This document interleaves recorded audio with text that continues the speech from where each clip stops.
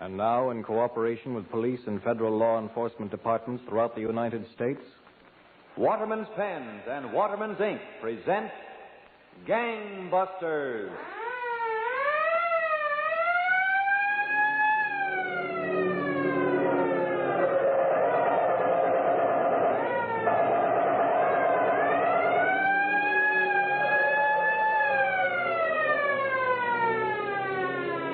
Out of the foxholes of Europe, from the steaming jungle swamps of the Pacific, our men are now coming home to a new America. A wave of crime has followed every war, and we must not allow lawbreakers to tear down here at home the very ideals that our men have fought to preserve. tonight, Gangbusters presents the authentic inside facts concerning a killer who felt he was even too tough for the Army. And so Louis J. Valentine, who has just resigned as commissioner of the largest police department in the world, takes over to interview by proxy Chief A.S. Harper, Chief of Police of Amarillo, Texas. Commissioner Valentine. Chief Harper, I believe that one of the surest ways to combat crime is to expose it. Now we would like to have you rip this case wide open tonight. Well, Commissioner Valentine, I'd like to start back in October 1942 at 10:30 in the evening. A small-time gangster, Doc Rickett, was sitting with his girlfriend in a fashionable Cincinnati nightclub.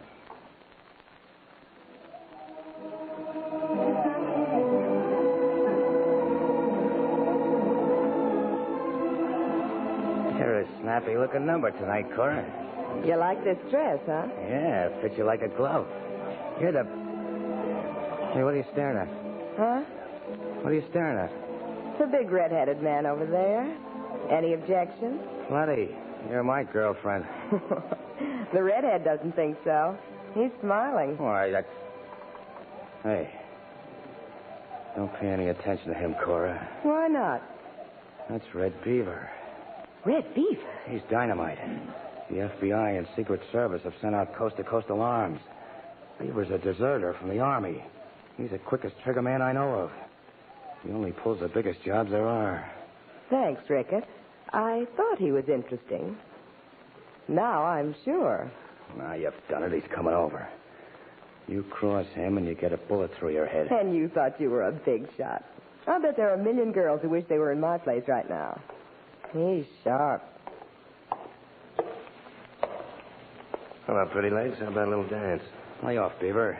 She's my girl. So you know who I am, huh, Rickon? Sure. I spotted your red hair.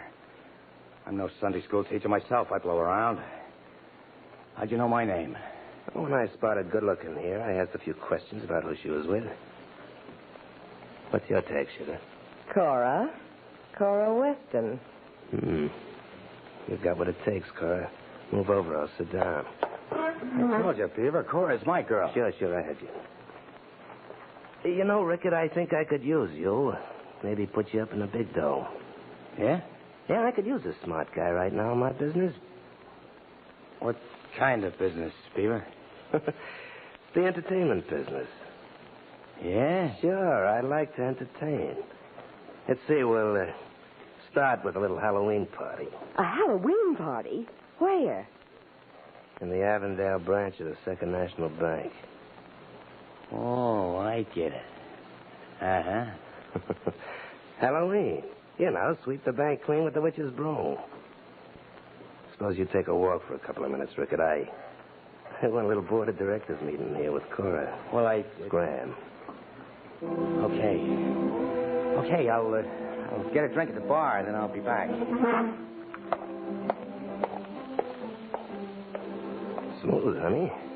You're plenty smooth. You're kind of sugar-coated yourself, Beaver. Believe in holidays, Cora? I guess so. Why? Today's Columbus Day. Remember, Columbus discovered America and moved in. So? So I'm taking a tip from him. I just discovered you, so I'm going to do like him. Move in.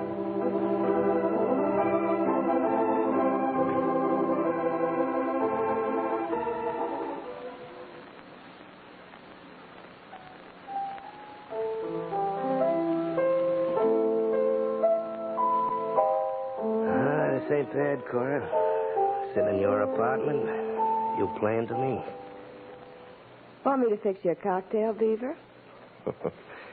After 2 weeks, you have to ask me. I'll answer. Oh, no, I'll do the answering. Hello? Oh, is that you, Beaver? Sure, it's me. Well, I haven't got anything to do. Suppose I drop up, huh? No. Cora's my girlfriend now, Rickard. Oh, get your surprise package? Yeah. But a clown suit and a cowboy suit. What's the gag? Tomorrow's Halloween. You dress up fancy on Halloween, don't you? You ought to wear the clown suit, see? Good gag, huh? Oh. Besides, the clientele at the bank will have a tough time describing a clown and a cowboy. I get it. Work with me a while, Rickard, and you'll learn things.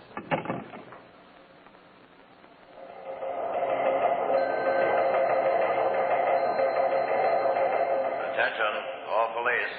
Avondale branch of the Second National Bank just robbed of $7,000 by 2 men in Halloween costumes. One dressed as a cowboy, one as a clown. Approach with caution. These men are heavily armed. That's all. Well, Agent Hurley, we put that warning on every teletype through the state. We at the FBI appreciate your cooperation, Captain Morse. The bandit stunt of dressing in Halloween costumes was a touch of genius. Nobody can seem to identify them. But I've always noticed that when a man gets money easily, he spends it easily. So, as just one possible trap, I sent out an alert to nightclubs, bars, racetracks, and pool rooms to watch for men who seem to be spending money too freely. Good. Perfect. I never guessed they're spending a little too much money is what we're waiting for.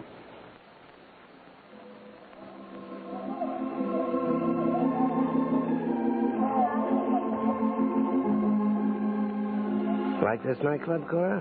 We've sure been covering them all, haven't we, Red? That's me, Cora. Everything in a big way. Yeah, but Red, you've been cracking so many banks. Every day, headlines in the papers. Rickard's so scared he doesn't even dare leave our hideout. He's pretty jealous, you know, Red. You taking me away from him. You leave Rickard to me. Baby, I've got the biggest job yet lined up. 100,000. Yeah? When? Christmas. At Christmas time, everybody gets presents. I figure maybe the Charleston Trust will want to give us a present. Why do you always pick a holiday, Red? Holidays are made for guys like me. On holidays, the suckers stuff up with turkey and guzzle booze, right? They get slow and careless. Gee, I never thought of that. Booze makes them slip up, and not themselves. Waiter. Oh, yes, sir. Waiter, bring another bottle of that champagne over here, huh? Coming up, sir. You're spending your money awful fast tonight, Red. That's the way I make it, isn't it? Banks have lots of money, you know. Yeah, but you've been drinking a lot. You said tonight, when a man was drinking, he wasn't himself. That's for other guys, not me. You couldn't tell by the way I talk I've had a drink. Here you are, sir. Important champagne. You know, someday I'm going to take a bath in that stuff. I wouldn't do that, sir. The bubbles tickle. Quick on the trigger, ain't he? Pour it. Certainly, sir.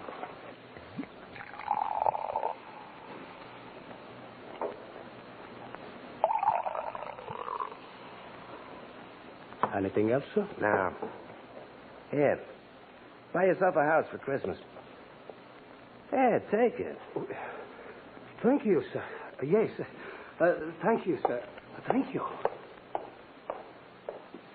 You blown your top, Beaver. Giving that guy a century for a tip? Shut up and drink your champagne. Dames will crab all the time, get on my nerves. You couldn't just slip the way to the 100. Oh, no, not you. You had to make a production of it. I said shut up. First thing you know, you... Now, will you button that loose lip of yours or I'll slap you again? Now you've done it, you fool. That army sergeant saw you slap me. Oh, yeah? I eat Army sergeants on toast. Oh, he's going to use that for an excuse to come over and meet you, huh? Going to chisel in like I did to get you away from Rickard. What's the matter? Something wrong? What's it to you? Can I do anything for you, miss? No. No. Everything's all right. Hey. What was you figuring on doing, chum, if it hadn't been all right? Ah, take it easy, buddy. You've been celebrating a little too much. I suppose because you're in the Army, you figure maybe I'm easy pickings, huh?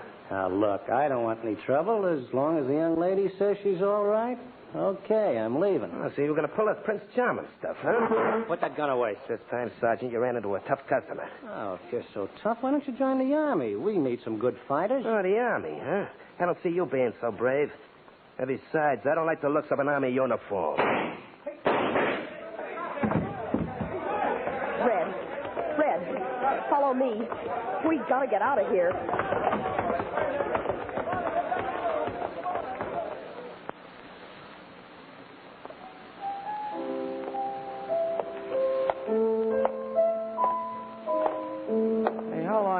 Stay holed up here in Cora's Flat, Beaver? As long as I say so, Rickett. Stop playing that piano, Cora. Sit down, Beaver. You're driving us nuts with that walk. Shut up. If it wasn't for your nagging, this wouldn't have happened. Can you beat that? Red gets a snootful, blows his top, shoots an army sergeant, then tries to pin the rap on me. You hadn't ought to be so quick with that rod, Beaver. You going to start telling me how to operate? Oh, no, it ain't Killing that. comes pretty easy to me, Rickett. I'd remember that if I were you. The same goes for you, Cora. And what's that? It ain't a woodpecker. See what it is, Cora. Open up in there. Cops. Stall them. Give us a chance to get out the back window onto the fire escape. If it's the cops, I'll blast them from there. Open up or we'll break in the door. Take your time, boys. Take your time.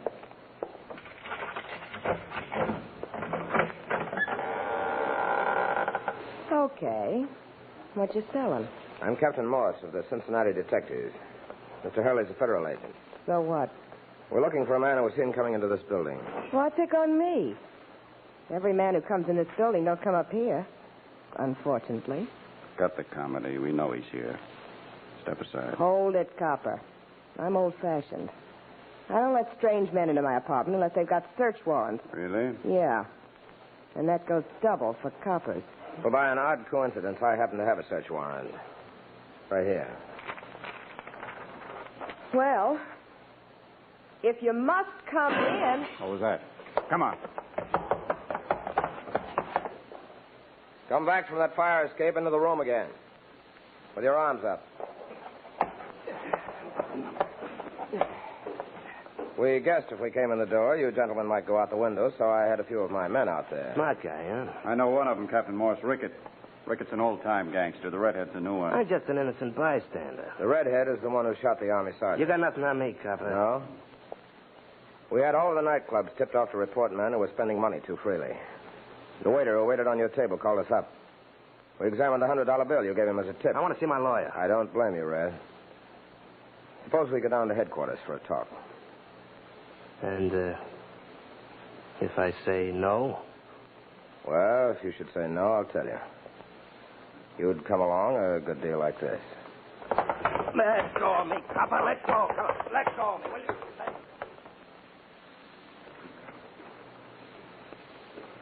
So Red Beaver started moving fast, Chief Hopper. Yes, Commissioner. Red Beaver didn't know what had struck him till he was safe behind bars. But the crime history of Red Beaver had not yet reached its peak. Tonight marks the first broadcast in this L.E. Waterman Company presentation of Gangbusters. And we're proud to have been able to select as chief investigator and commentator for these programs a man who has been a police officer for almost half a century and who last midnight resigned after 11 years as police commissioner of the New York City Police Department. Louis J. Valentine, as head of the largest police force in the world, has made contacts with and influenced police procedure on a nationwide scale. Federal, state, and local police departments throughout the country know and respect Commissioner Valentine as being in the forefront of our constant war against crime. Gangbusters and the L.E. Waterman Company are proud that Commissioner Louis J. Valentine will act as chief investigator on these factual cases. Well, Commissioner Valentine, how does it feel to be facing a microphone? Frankly, Mr. Gardner, it's harder to face than a gangster with a gun. But the L.E. Waterman Company has provided me with an opportunity to do something I've wanted to do for a long time. To me, Gangbusters, which names names and states facts, is the ideal way to prove the folly of crime to those who might otherwise be led astray. And it's going to be my purpose to see that every program is pointed to bring about a better, safer, happy America for all. Thank you, Commissioner. And now, in recognition of your never-ending fight against crime, the L.E. Waterman Company makes the year's first network presentation of its Waterman's Deluxe Pen and Pencil gift set to you, Commissioner. Thank you, Mr. Gardner. It certainly is beautiful. But I already have a Waterman set, one that was presented to me when I became a captain of police in this department 19 years ago. And I'd rather miss one of Mrs. Valentine's home meals than lose that set. Well, Commissioner, I don't blame you. But we do want you to have this newest model Waterman's. Thanks, Mr. Gardner. I accept it gratefully. And I'll use them both. And now, Commissioner Valentine, back to the case of Red Beaver. Chief Hopper, Red Beaver was in the Cincinnati prison. Yes, Commissioner Valentine. And it was 16 minutes before 9 on the evening of February 12th. Red Beaver lay sprawled in his bunk, watching water pouring from his wash basin to the cell floor. Finally, he walked over to the bars separating him from Doc Ricketts' cell.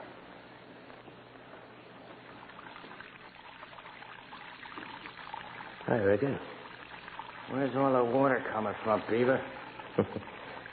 I told you we'd break out of this joint. But if it's all the same to you, I'd rather walk out than swim out. Know what day today is, Rickett? Sure. February 12th, so what? February 12th. Lincoln's birthday. What do you want we should do, eat birthday cake?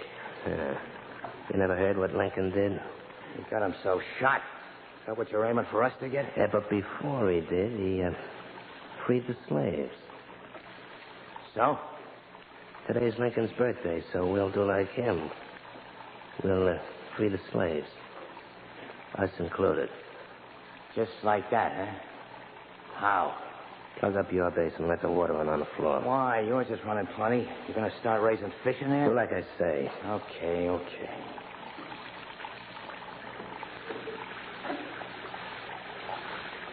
Good. Now we'll wait a minute, and we call a guard. Then what?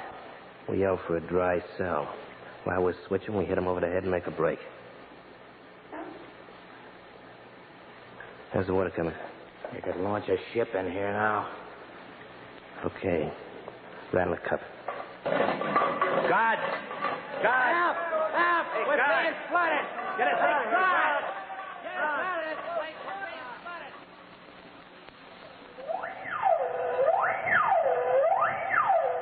Attention, Cincinnati police.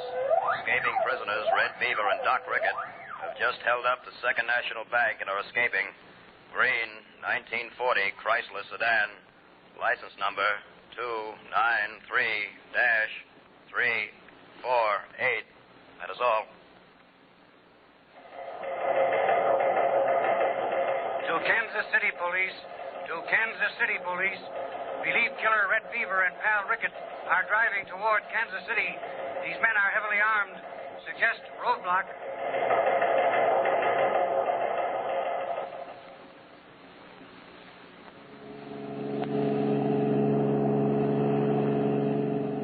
I can't stand this strain much longer, Beaver. I'm cranking. Don't worry. We'll be all right here in Kansas City. The whole country's looking for us. I always do things in a big way, Rickett. But I tell you, Kansas City's safe. I got it all figured out. Roadblock up ahead. Where those rotten coppers? Coppers all over the place. I'll run over them. I'll kill them. Hold on.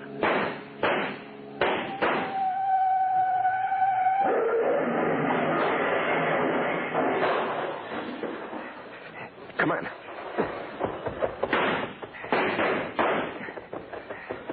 I'm all in. All this has been going on for days. This cop shooting at us.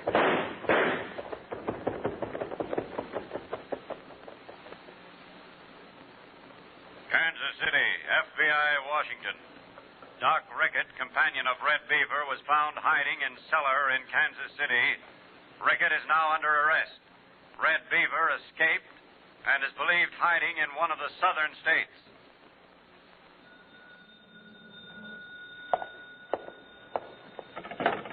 Hello? Hello, Edward? Who? Oh, yeah, sure. This is Edwards.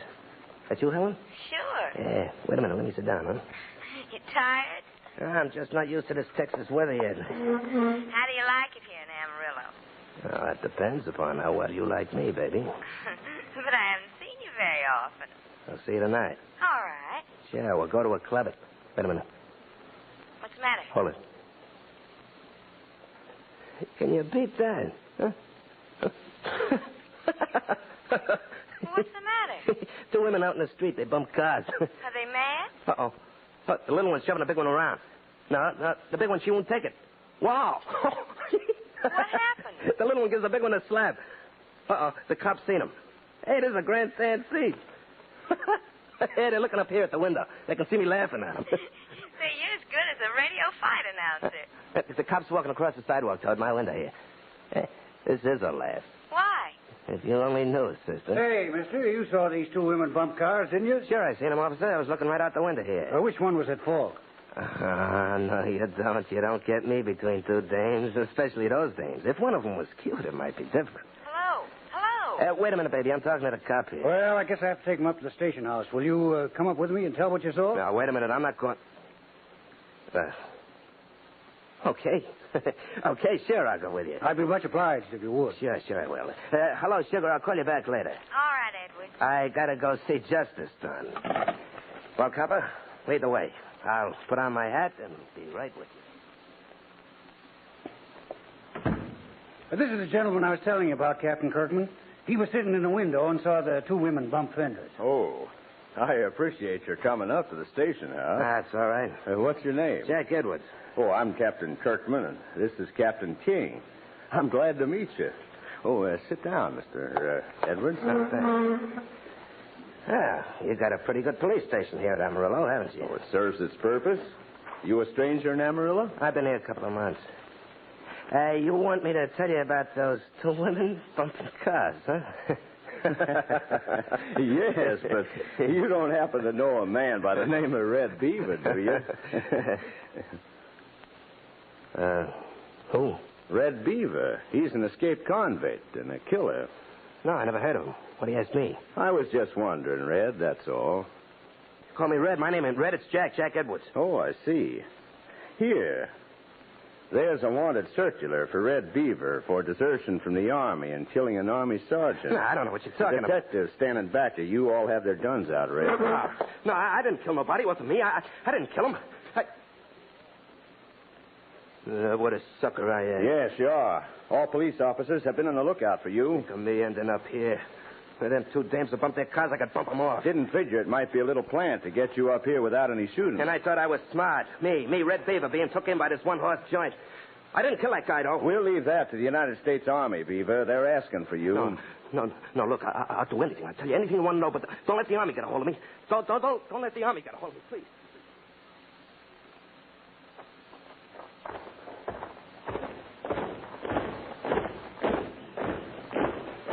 Detail. Up. Harry Red Beaver, as convicted by a court-martial at Fort Sill, you will, on this morning of September 26, 1944, be hanged by the neck until dead.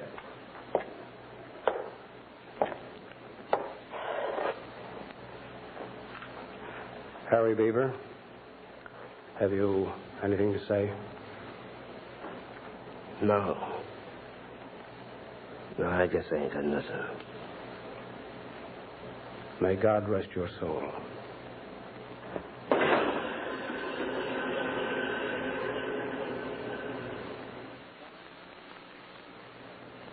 And Commissioner Valentine, at 6:37 a.m., 20 minutes later, Harry Red Beaver was dead, executed by the United States Army. Chief Hopper, this has been a terrific case tonight. One I doubt that we will ever forget. I wish that every person in this country might have heard it. Yes, Commissioner Valentine. To Red Beaver, the men in the uniform of their country were suckers. He knew better. He knew how to get easy money. But it didn't turn out that way. And it never does. And now, before we present our urgent last-minute bulletins on persons wanted by the authorities at this very moment, the case of Red Beaver is over.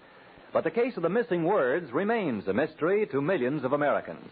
Their only clue is the peculiar behavior of a fountain pen, A pen that sometimes writes on and on without ever seeming to run dry. And then again, it seems out of ink almost before it starts. The reason is that, in the first instance, the pen was filled with Waterman's wonderful blue-black ink, and thus gave thousands of extra words. The second time, however, a different ink had been used, and fewer words resulted. This tremendous difference, ladies and gentlemen, is because Waterman's blue-black is all ink, true ink. No solvents, no added chemicals, no dilution. That's why, by actual test, Waterman's blue-black ink gives you up to 6,500 more words per filling. Think of it. Up to 6,500 more words per filling than other inks tested. Now you can cut those messy pen-filling chores perhaps in half. Now you can write steadily for hour after hour after hour without pausing to refill your pen. And all you have to do is to make every filling a Waterman's filling. Yes, you can solve your own case of the missing words forever with Waterman's blue-black ink. And remember, Waterman's ink is also available in 7 other pleasing and distinctive colors. All come in the convenient tip-fill bottle. Each only 10 cents. Now, Gangbusters Nationwide Clues. Chief R.F. Worsner, Dayton, Ohio Police Department, announces a reward of $8,500 is being offered for return of 2.5-year-old baby Ronald Thompson and conviction of his kidnapper. Here is description given Gangbusters by Dayton Police of alleged kidnapper. Woman known as Mary Wilkie, 40 to 45 years old, 5 feet 6 inches, about 150 pounds, ruddy complexion, reddish brown hair, believed hennet, brushed back and up, speaks with slight accent, possibly southern or eastern, pleasing personality. Renew vigilance for this woman. Reward now offered by Dayton, Ohio Police, $8,500. From Denver, Colorado Police, urgent bulletin concerning suspect wanted for questioning in connection with murder of J.A. Richardson, that city. Suspect described as follows. Andrew Cyphus, alias Jack Wood, alias William Hammond, 36, 5 feet 6 inches, about 150 pounds, dark hair, brown eyes. When last seen, according to police, wore khaki shirt or jacket with blood stain on right shoulder and sleeve, where he supposedly was shot in struggle with victim. Suspect believed to have left scene of crime in company of woman in green Pontiac sedan, bearing Los Angeles license ending in numerals 80. Watch for Andrew Cyphus. Wanted for questioning. Murder. Denver Police Department. If you have any information concerning these clues, notify your local police, the Federal Bureau of Investigation, or Gangbusters at once. Now, here is Commissioner Valentine. Next week, Gangbusters will present the case of the red evening dress. It's about a girl and her love for a killer. Remember, next week, same time, same station, one of the most unusual cases Gangbusters has ever presented. In the meantime, when you are buying a fountain pen or when you're buying ink, just look for the name Waterman's.